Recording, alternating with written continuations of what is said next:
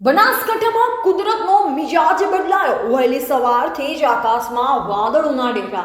ડીસા સહિત ગ્રામીણ વિસ્તારોમાં ઠંડા પવન ફૂંકાયા। તાપમાનમાં ઘટાડો। ખેડૂતો ચિંતાતુર। જીરું, ઘઉં અને બટાકાના પાક પર જોખમની ભીતિ। હવામાન વિભાગની આગાહી વચ્ચે વાતાવરણમાં એકાએક પલટો।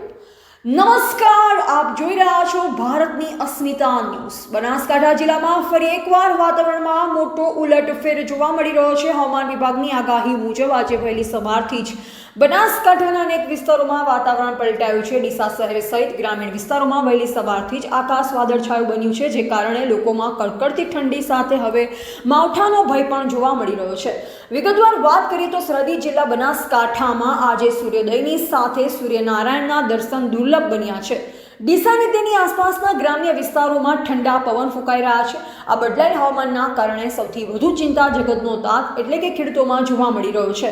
હાલમાં રવિ સિઝન પૂરજોશમાં ચાલી રહી છે। ખેતરોમાં જીરું, ઘઉં અને બટાકાનો પાક લહેરાઈ રહ્યો છે, પરંતુ આ વાદળછાયા વાતાવરણના કારણે પાકમાં જીવાત પડવાની અને રોગચાળો ફેલાવાની શક્યતા વધી છે।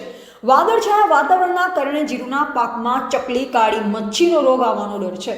ભેજવાળા વાતાવરણથી બટાકાના પાકમાં આગતરો સુકારો હોવાની ભીતિ સેવાઈ રહી છે।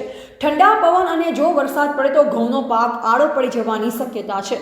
ખેડૂતોનું કહેવું છે કે જો આગામી 24 કલાકમાં વરસાદ પડે અથવા વાતાવરણ આવું જ રહેશે તો મોંઘા ભાવના બિયારણ અને કરેલ મહેનત પર પાણી ફરી વળશે।